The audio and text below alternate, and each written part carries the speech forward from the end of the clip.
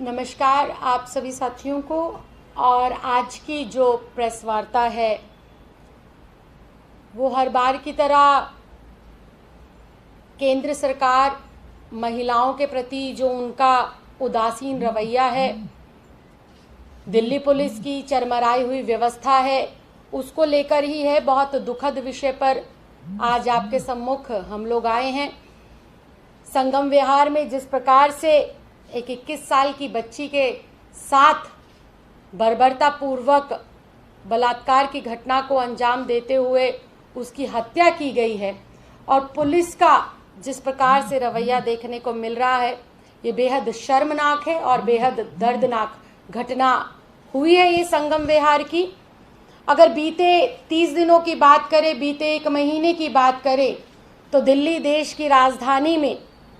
4 से लेकर 5 मुख्य बड़ी घटनाएं बलात्कार की हम लोगों के सामने हैं। 1 अगस्त को नंगली गांव की घटना घटी त्रिलोकपुरी में, उसके बाद 6 साल की मासूम बच्ची के साथ ये घिनौने अपराध की घटना सामने आई। नरेला की एक बच्ची के साथ दुष्कर्म की घटना सामने आई और आज 21 साल की ये जो बच्ची है इसके साथ किस प्रकार से गैंग रेप की घटना होना, उसकी फिर हत्या कर देना और पुलिस का रवैया बिल्कुल इस तरीके से कि वो अपने पल्ला झाड़ती हुई नजर आ रही है। ना संगीन कार्रवाई करी, ना कोई गंभीर मुकदमे दर्ज करे और अगर कोई बात करते हैं तो बात सिर्फ लीपापोती और उसको जो है एक केस महज एक केस बनाकर रख देने वाला रवैया जो लगातार दिल्ली पुलिस का दिखाई दे रहा है, ये बेहद शर्मनाक है और बेहद दुखद है। दिल्ली की जो आधी आबादी है इसकी सुरक्षा की जिम्मेदारी पूर्ण रूप से केंद्र सरकार के अधीन आती है।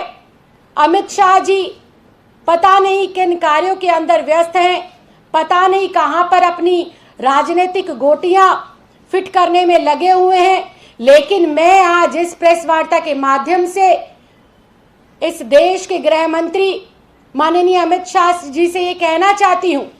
कि प्रतिनिधि होने के साथ साथ दिल्ली की बेटी भी हूं, दिल्ली की महिला भी हूं और हम महिलाओं की ये जो सुरक्षा व्यवस्था है वो आपके अधीन है। दिल्ली पुलिस आपके अधीन आती है। दिल्ली पुलिस की दिन प्रतिदिन लापरवाही और महिलाओं पर होते हुए अत्याचार, बढ़ते हुए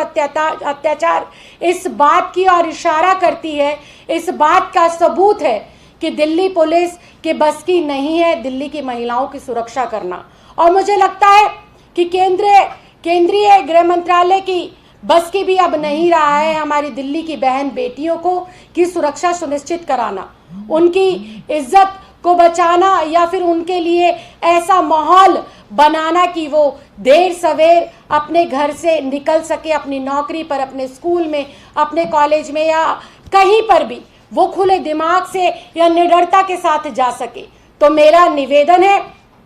केंद्र की सरकार से, गृह मंत्री से और अमित शाह जी से कि अगर आपसे दिल्ली की बेटियों की सुरक्षा सुनिश्चित नहीं की जाती, अगर आप दिल्ली की आधी आबादी को सुरक्षा नहीं दे पा रहे हैं, अगर दिल्ली पुलिस आपके नेतृत्व में बिल्कुल फेल हो चुकी है, तो आप इस दिल्ली पुलिस को दिल्ली सरकार को सौंप दीजिए। आप जब दिल्ली पुलिस को नहीं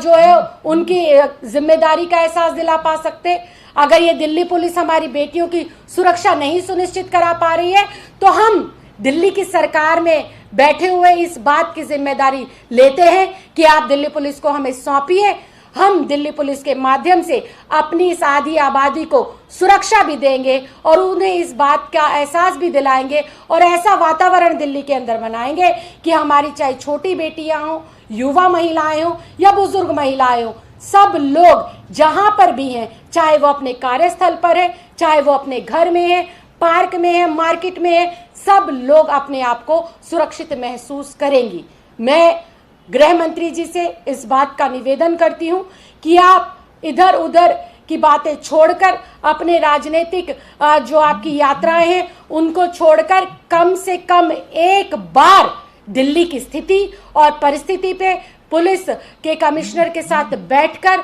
आप इसकी मुआयना करें और हमारी बेटियों को सुरक्षा सुनिश्चित करने के लिए जो भी महत्वपूर्ण बिंदु हैं, जो भी महत्वपूर्ण कदम है, वो आप ज़रूर उठाएं, क्योंकि दिल्ली की आधी आबादी आए दिन किसी ना किसी घटना का शिकार हो रही है और ये बेहद शर्मनाक है और ये बेहद चिंताजनक बात है। मैं बार बार इस बात को कह रही हूं, अगर आपसे दिल्ली की बेटियों की सुरक्षा नहीं हो पा रही, अगर आप दिल्ली पुलिस को कंट्रोल नहीं कर पा रहे और अगर आप दिल्ली की जो लॉ एंड ऑर्डर की सिचुएशन को नहीं संभाल पा रहे हैं, तो निवेदन है आपसे, एक बेटी होने के नाते आप दिल्ली पुलिस को, दिल्ली सरकार को सौंप दीजिए। मुझे विश्वास है कि दिल्ली सरकार महिला सुरक्षा को सुनिश्चित करने के हेतु जिस प्रकार से कैमरे लगा रही है, मार्शल तैनात कर रही है, उस प्रकार से हम अपनी दिल्ली पुलिस अगर हमारे अधीन आती है तो हम अपनी बेटियों की सुरक्षा को सुनिश्चित भी करेंगे और उन्हें ऐसा वातावरण देंगे जिस माहौल में वो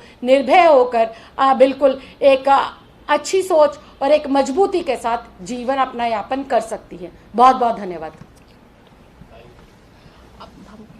अब जो है वंदना कुमारी जी शालीमार बाग से विधायक हैं हमारी, वो भी अपने 2 शब्द आपके सामने रखेंगे। मैं इस प्रेस कॉन्फ्रेंस के माध्यम से जिस तरह से दिल्ली की पूरी आधी आबादी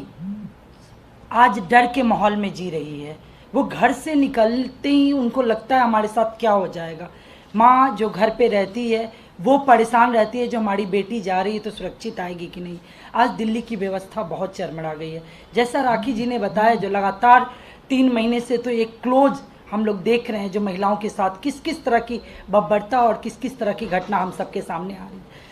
मैं आज अपने गृह मंत्री जी और अमित शाह जी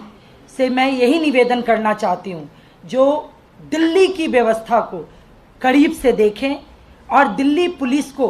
किस तरह से काम करनी चाहिए और किस तरह से व्यवस्था बनानी चाहिए, इसके लिए पुरजोर मेहनत करें और पुरजोर उनको पावर दें। सारी पावर अपने हाथ में ना रखें और दिल्ली की पुलिस को ताकत दें। अगर दिल्ली की पुलिस उनसे नहीं संभलती तो दिल्ली सरकार को दिल्ली की पुलिस दे दे, ताकि दिल्ली सरकार जिस तरीके से दिल्ली की महिलाओं की सुरक्षा के लिए लगातार काम कर रही है, जहाँ तक संभव है सीसीटीवी के माध्यम से, मार्शल के माध्यम से और भी बहुत सारी व्यवस्था बना के,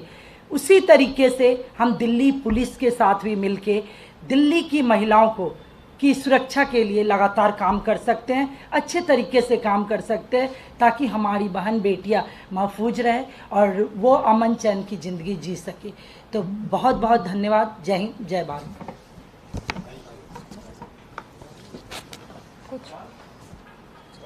थैंक यू।